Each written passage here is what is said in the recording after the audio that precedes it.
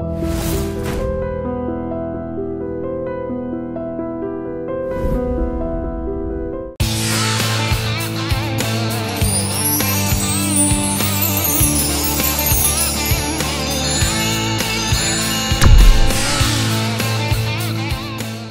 Sir మనం ఒకసారి 2009 గురించి మాట్లాడుకోవాలి. అరుంధతి 2009లో అరుంధతి వచ్చిన టైంకి అప్పటికే ఇండస్ట్రీ టెక్నాలజీ పరంగా, మనుషుల పరంగా, నాలెడ్జ్ పరంగా చాలా చాలా ఇవాల్వ్ అయింది. సో 2009లో మీరు ఆ సినిమా చేస్తున్న టైంలో మీ టీంలో ఉన్న వాళ్ళందరూ ఐఎమ్ షూర్ యంగ్స్టర్స్ ఉండుంటారు. వెదర్ కెమెరా డిపార్ట్మెంట్ అవ్వచ్చు, ఎడిటింగ్ డిపార్ట్మెంట్ అవ్వచ్చు, ఇంకే డిపార్ట్మెంట్ అన్నా, టెక్నికల్, ఎస్పెషల్లీ అప్పుడు మీరు గ్రాఫిక్స్తో చేశారు పూర్తి స్థాయిలో. సో ఆ ఎక్స్పీరియన్స్ ఎలా ఉందండి? అంటే ఇంతకు ముందు మీరు తీసిన సినిమాలు అరుంధతి సినిమాకి పోలిస్తే the people, team management, people working ఏమన్నా డిఫరెన్స్ చూసారా మీరు? ముందు డిఫరెంట్ చాలామంది వస్తుంటారండి. చాలామంది కొత్త కొత్త వాళ్ళు వస్తుంటారు, కుర్రోళ్ళు వస్తుంటారు, అందరూ వస్తుంటారు. వాళ్ళు కూడా ఎమోషనల్ అవుతుంటారు కథ చూసి. అందరూ కూడా ఒకే టీంతో కథ ఎలా ఉంది, కథ ఏంటి అనే దాని మీద అవుతారు. బట్ వాళ్ళు చెప్పి ఇప్పుడు ఈ ఫిల్టర్ వేస్తే బాగుంటుందండి, ఆ ఫిల్టర్ వేస్తే బాగుంటుందండి అని చెప్తారు కెమెరా మ్యాన్. లేకపోతే ఆర్ట్ డైరెక్టర్ వస్తాడు, దీనికి ఇలా అయితే బాగుంటుందండి, ఇలా అయితే బాగుంటుంది, ఇలా అయితే బాగుంటుంది అని చెప్తారు. అందరూ అన్నీ చెప్తూనే ఉంటారు. ఇప్పుడు ఎప్పుడు కూడా సెట్లో డెవలప్మెంట్ ఎప్పుడు కనబడుతుంటుంది. బట్ అది మనకి ఎంతవరకు అవసరం, అది నేను అదే అడుగుతున్నా. అంటే అప్పుడు వచ్చిన గ్రూప్ అందరూ very young blood, they have their young ideas, కొత్తగా ఏదో చేయాలి, వాళ్ళని నిరూపించుకోవాలి, ఒక ఎంథ్యూజియాజం, ఇవన్నీ ఉంటాయి. సో బట్ ఆ సినిమాకి అది పనికి రావచ్చు, రాకపోవచ్చు. సో ఎప్పుడు how do you draw the line? అంటే వాళ్ళకి డిస్కరేజ్ చేయలేము, వాళ్ళ ఎంథ్యూజియాజంకి అడ్డుకట్ట వేయలేము.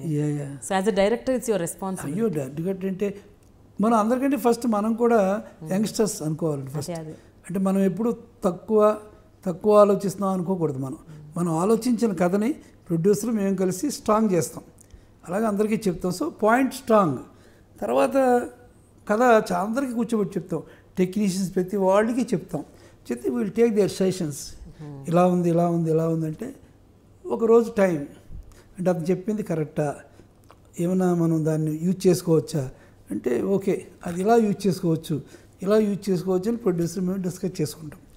అది పనికిరాదు అనుకోండి, అప్పుడు కూర్చోబెట్టి బాగుందా, బాగా చెప్పావు, గుడ్, బాగుంది, మాకు నచ్చింది, కానీ అది ఇలా పెట్టడం వల్ల ఇలా అవుతుంది, ఇలా పెడితే ఇలా వస్తుంది అనేది అతను కన్విన్స్ చేస్తాం. అంతేగాని ఏం చెప్పావా అని ఎప్పుడు అనం, ఇలా అనుకుంటున్నామండి అని చెప్తాం. అలాగే అందరినీ కన్విన్స్ చేసుకుంటూ వాడు ఇచ్చిన దాంట్లో మంచి ఉంటే తీసుకుంటూ, మనం ఎప్పుడు కూడా రైల్లో ఉండి ఆలోచించాలి కానీ ప్లాట్ఫామ్ మీద ఉండి మాత్రం ఆలోచించకూడదు. ఎప్పుడు ఏ కొత్త టెక్నిక్ వచ్చినా సరే దాన్ని మనం అద్దుకుంటూ తీసుకుంటే వెళ్తూ దాన్ని మనం యూజ్ చేసుకోవాలి. అది మంచిదే కదా మనకి. గ్రాఫిక్స్కి ఆద్యుడు అంటారు మిమ్మల్ని. అమ్మోరు సినిమా వచ్చిన ముందు అసలు గ్రాఫిక్స్ అంటే ఏంటో తెలియదు. అప్పటి వరకు విఠలాచార్య గారు లాంటి వాళ్ళు తీసిన గొప్ప గొప్ప సినిమాలన్నీ రియల్గా, న్యాచురల్గా, రియలిస్టిక్గా ఉన్న పరికరాలతో కెమెరాల టెక్నిక్ వాడి they have created lot of difference movie మేకింగ్లో. కానీ మీరు అమ్మోరు సినిమాతో గ్రాఫికల్గా సినిమాని ఎలా చూపించవచ్చు అని మీరు ఆ పాయింట్ తీసుకున్నారు. అసలు ఆ ఐడియా ఎట్లా వచ్చిందండి? అసలు why did you get that అమ్మోరు కాన్సెప్ట్? అంటే నా ఫస్ట్ నుంచి నాటకాల్లోంచి కూడా ఈ టచ్ ఎక్కువ ఉండేదండి. అంటే మామూలుగా ఇప్పుడు ఇలా సీను ఒక మధ్యలో ఒక డోరు, ఈ పక్కో డోరు, ఆ పక్కో డోరు పెట్టి నాటకాలు వేస్తుంటారు కదా, అది నాకు నచ్చదు. ఆ డోర్ వెనకాల ఒక కిటికీ వెనకాల ఒక గాంధీ బొమ్మ, ఆ గాంధీ బొమ్మ మధ్య ఒక మడ్రు, ఇలాంటి ప్లాన్ చేసేవాడినప్పుడు నాకు అలా ఉండాలి, కొంచెం చూపించాలి అనేది కూడా నాకు ఫస్ట్ నుంచి ఉండేది. అలాగే అందుకని నా సినిమాలు అన్నింటిలో కూడా ఇంక్లూడింగ్ ఇంట్లో రామయ్య కృష్ణయ్య కూడా కొన్ని షార్ట్స్ టెక్నికల్గా చేయాలి మనం అని. మాటంటే బాణం అని లో యాంగిల్ ఒక గ్లోబ్ ఉండాలి, గ్లోబ్ మీద హీరో నిలబడాలి, కళ్ళజోడు ఇసరాలి, అది వెళ్ళి హీరోయిన్కి పడాలి, ఆ గ్లోబే బింది అని ఇలాగా అప్పటి నుంచి కూడా సంథింగ్ ఉండే డిఫరెంట్గా ఉండాలనేది నేను ఇప్పుడు ఆలోచించేవాడినండి. అలాగే నేను సినిమాల్లో కూడా చిరంజీవి గారు తీసింది గూఢచారి నెంబర్ 1, అందులో కూడా చాలా గ్రాఫిక్స్ ఉంటాయి, కానీ అన్నీ టెక్నికల్ గ్రాఫిక్స్ కాదు, మాన్యువల్ గ్రాఫిక్స్. అంటే మేమే మాన్యువల్గా ఒక మోటార్ బైక్లోంచి ఫోటో ట్రక్ మన వస్తుంటుంది అన్నీ కూడా ఏకనాథ్ గారిని పెట్టుకొని ఆయనతో చేసేవాళ్ళు. అలాగే గూఢచారి 117లో కూడా మాన్యువల్ గ్రాఫిక్స్. అంతకుముందు మనవాళ్ళు కూడా రవికాంత్ నగాయచ్ గారు వాళ్ళు కూడా మిచ్చల్ కెమెరాలో ఎన్నో గ్రాఫిక్స్ చేశారు. అన్నీ మాన్యువల్ కష్టంగా ఉండేది, అంటే అన్ని అరేంజ్ చేసుకోవాలి అన్నీ కూడా.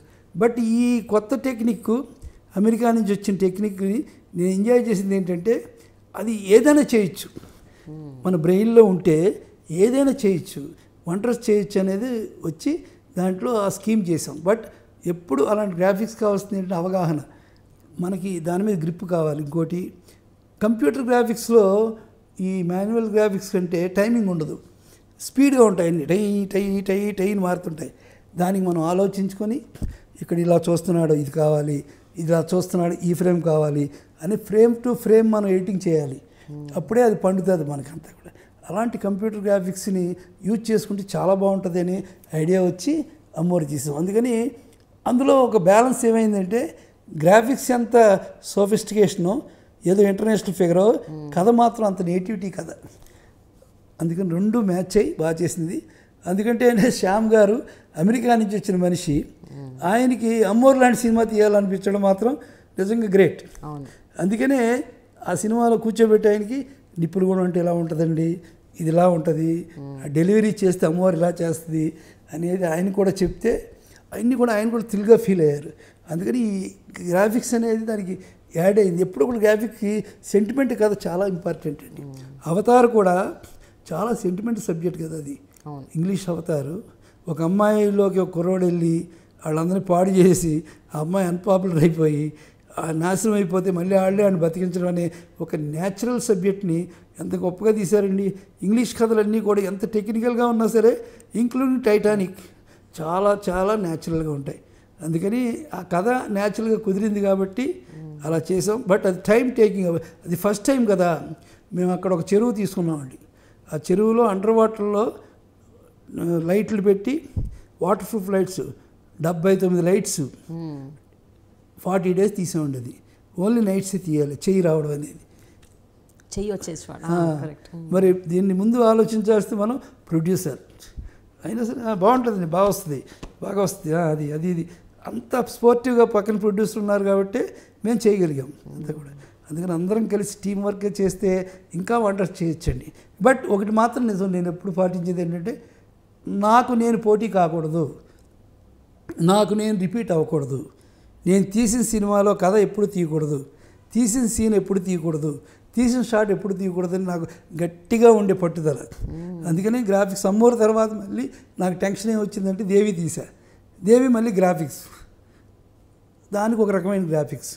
తర్వాత దేవుళ్ళు తీసా, అది చిన్న సినిమా కానీ దానికి గ్రాఫిక్స్ కావాలి. అందుకని కొత్త కుర్రోడిని, వెంకట్ అనే కొత్త కుర్రోడిని మద్రాసు నుంచి పిలిపించి, వదిరా మన బడ్జెట్ ఇది, దీన్ని ఎలా చేస్తావు చేయంటే పాపం చిన్న కంప్యూటర్ పెట్టుకొని ఆ కుర్రోడు చేశాడు, దానికి అవార్డు వచ్చింది.